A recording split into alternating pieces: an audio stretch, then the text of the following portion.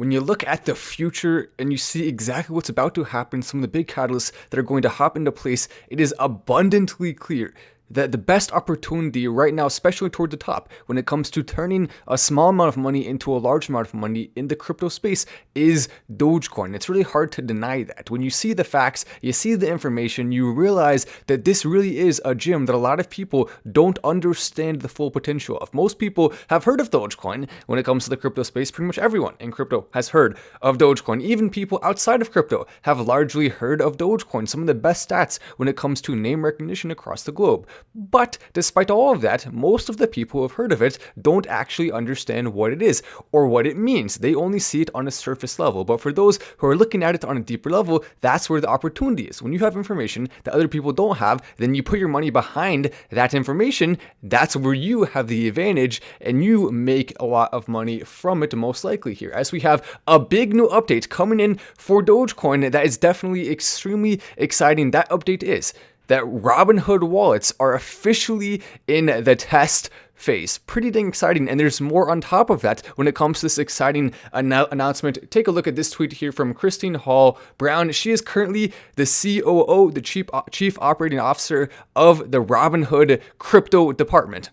So not the Chief Operating Officer of all of Robinhood, just specifically the crypto department, which is what we actually care about here. In fact, arguably, she has more of a role than anyone else in the company right now, specifically when it comes to wallets. And you can see here, the Wallets app program has begun. Exclamation point. As you know, crypto wallets is the #1 request from our customers. Already, over 1.6 million people have signed up for it. Building wallets at this scale requires lots of safety in our user experience considerations to protect and delight our customers. Then we move on. There's also a couple problems with what they're planning to do here that I'm going to call out in a second here. But she says, we want to keep our customers involved in the process of building wallets, especially since we will be onboarding millions of people to the blockchain and crypto ecosystem, many for the first time. The Wallets Alpha program consists of a small group of customers from our Wallets waitlist, which is now more than 1.6 million. They are testing our first iteration of the crypto wallets and sharing detailed feedback with our team to help us deliver the experience that you deserve. Alpha testers will be sending and receiving crypto from their Robinhood accounts, both with Robinhood accounts and the external wallets. The functionality will enable customers to go deeper into their crypto ecosystem and gives you the ability to do more with your crypto. All of that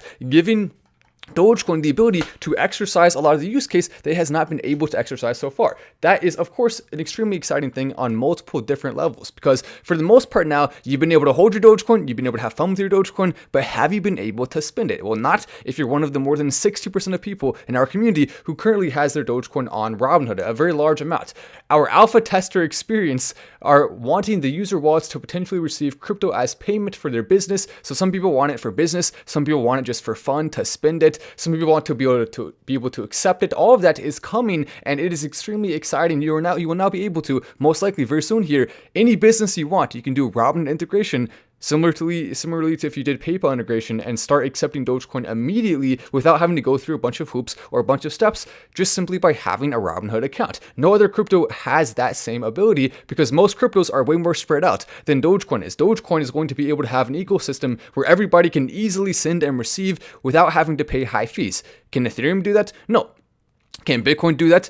Absolutely not. Can Solana do that? Actually, yeah, probably can. But at the same time, Solana and Dogecoin, there's a reason why those are two of my favorite cryptos right now when it comes to the future and what they're capable of. And even still, Solana, it is still way more spread out when it comes to where the actual crypto is being held. It's not all on similar platforms. It's spread out all over the place, which definitely gives us a lot of a different type of perspective when it comes to that. As we're also seeing this, all of us, our customer feedback is important. We want to be making sure we're hearing them a couple of weeks right here for the next test phase of the Robinhood wallets. Right now, just some people are allowed to do it. And here's another thing that I actually have a problem with a couple of things they said here, which is that we are a safety first company, they say. Extra security features are what they are trying to implement. And the first one is a new MFA verification in app. So we know it's you when you are sending crypto and doing transfers. Now, this is definitely a positive thing. You need to have a second layer verification process to avoid scammers and hackers taking your money, or just something along the lines of someone getting on your phone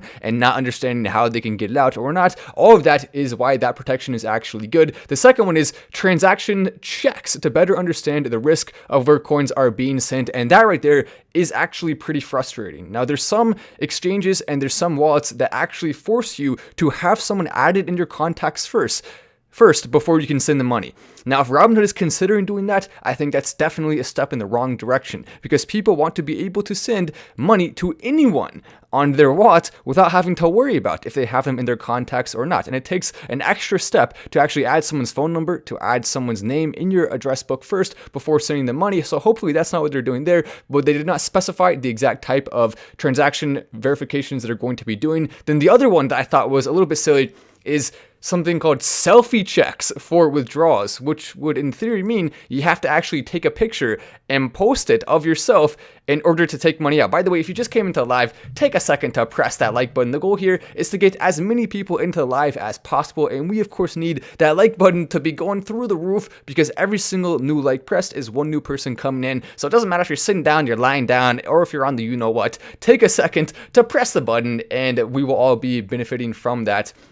Oh yeah, and yeah, Tking currently, even after it did dip and fall a decent amount after season 2 was released. But keep in mind, there's two things that are important here. The first one is we are still up more than 2,100% since we first mentioned it, even after that drop. Why? Well, because it just went absolutely insanely parabolic for that short period of time there because of the show, and now it's starting to level off some, and so we could see another rise here again soon, or maybe it'll just stay that way for a bit longer. We really don't know the exact future of what's going to happen with it. Personally, I have more money right now in the most recent crypto pick than I do in Tking. I have more money that I'm investing all across. I love Dogecoin a lot more than a lot of other cryptos here, so that's just my personal opinions on it. But that said, still up more than 2,100%. And also on top of that, I've been encouraging everyone along the way to be taking profits. So hopefully you took some profits when Tking did go absolutely parabolic and you made a lot of money from it. If you haven't been taking profits, well, now you know kind of how the process works. When you do see a parabolic type crypto happening, especially ahead of an event, then don't take out profits fast, but you can slowly take out those profits if you decide that's what you want to do and make money that way without actually hurting or causing any harm to the crypto, as we do see some interesting stuff coming here.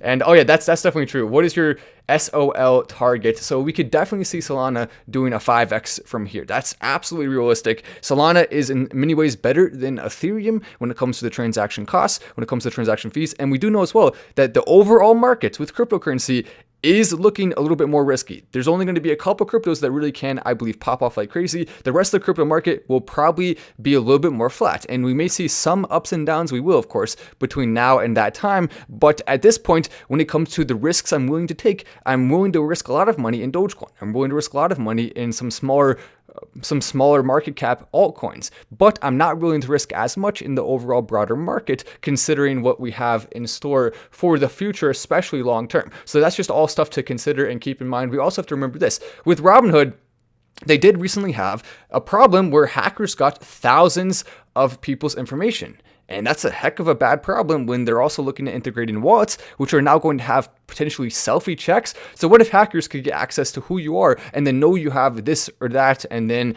target you specifically based on that? Well, that's obviously not good. They also failed to tell people that these hackers actually got a bunch of people's phone numbers. We were just now learning this. They didn't say it in the initial report. We would have loved to have known that because that is important. So with phone numbers, with everything else, that's obviously a reason to be concerned. Now, the good news here is that we actually have someone who reached out to someone in connection with the hackers, and they said that's how they were able to come up with the fact that they did get the phone numbers too.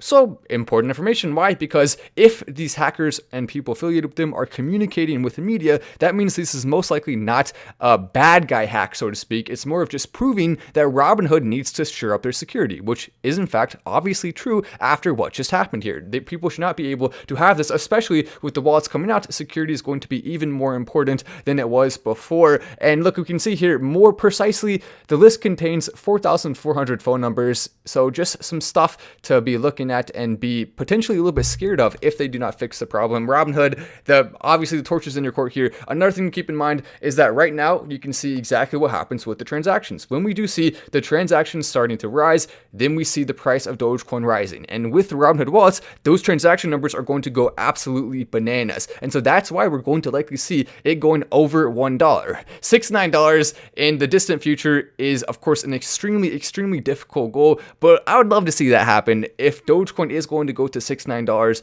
by the end of our lifetimes, that will create some insanely rich wallets after all is said and done. Of course, everything pretty much has to go right for that, and Dogecoin does have to become the crypto of Earth. So don't put your entire basket of bets on Dogecoin going to 69. But if we want to talk about like the highest upside we could see in our lifetimes, that is definitely around the area that is possible. Also, keep in mind, inflation will be part of that too, because the dollar will be worth less in that scenario where that happens. Robinhood also saying that it could be all the way until 2022, unfortunately, before we actually see the wallets rolling out. And that's frustrating on another level, because we now have reports that the alpha testing, it's starting to go smoothly. The wallets are functional at this current point in time. So why wait all the way until 2022 to do this? Well, maybe it's for tax purposes.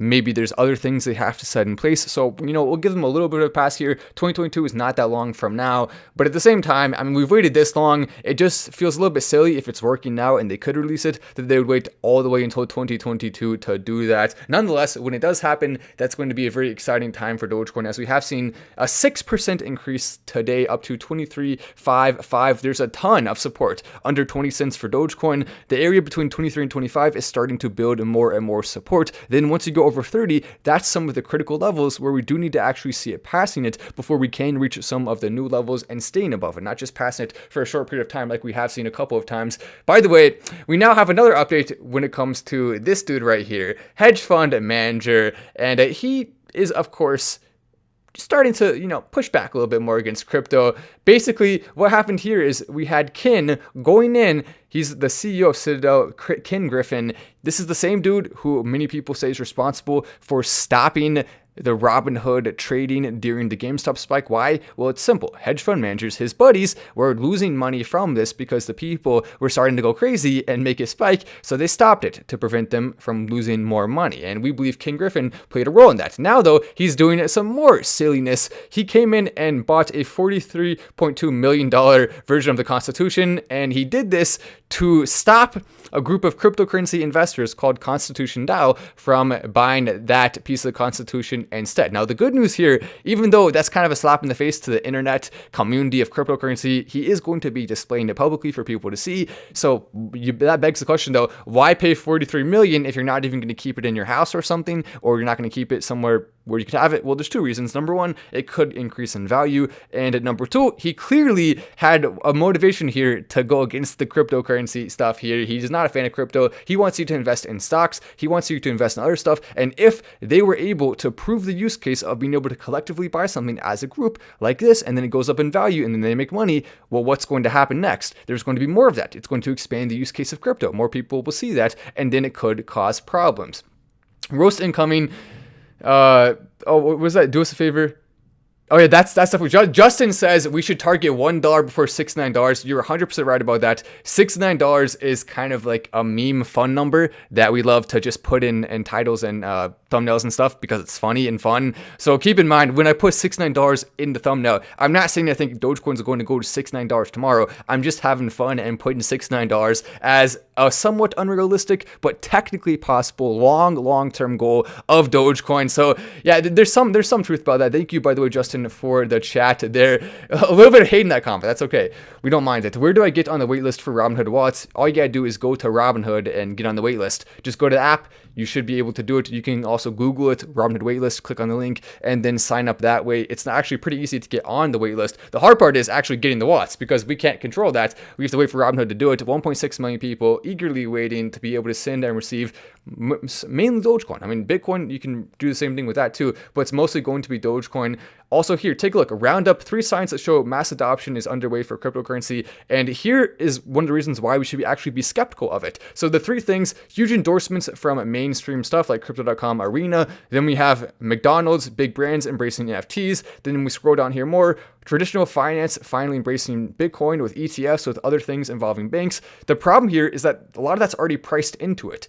So when it comes to Bitcoin especially, a lot of the big things that are priced into it, once the news actually happens, it could be a type of buy the rumor, sell the news type of event where we could see a dipping. And the truth is, long-term Bitcoin will still reach some of those targets, but it could be delayed beyond a now spike until a future spike of the overall crypto market, which is why we have to be very careful with the altcoins and the cryptos that we currently are investing in, because you cannot and be investing in ones that are going to fall if you want to make money. In fact, that's the way to lose money, unfortunately. Do you think Tking will sit really low for a while and maybe start spiking later on from Mr. Mighty? I think that's definitely possible. That's why I've actually decided at this point I have not sold any Tking after this dip. I have not sold any Tking before the dip within, I think it's been over definitely more than a week, maybe even more than 2 weeks since I have taken any profits. And every time I took profits, it was a small amount at a time just to make sure we weren't doing anything to the price. I also waited a long time after buying and talking about it before taking profits, months and months and months. Didn't take anything. I only took them when it went absolutely crazy parabolic. And I also said on my show, make sure everyone is doing that. But now I'm not, because I want to continue to be supporting it. And I think, yes, it absolutely can skyrocket at some point in the future. No guarantees when it comes to cryptos like that. But I love holding onto a few things that have major potential just because it feels good, right? Because you can actually see something crazy happen from it. Robinhood will not offer wallets to people in New York State. What? Come on, get on that, Robinhood. But anyway, I'm at Wallace. This is Final Stand, and I'll see you in the next video.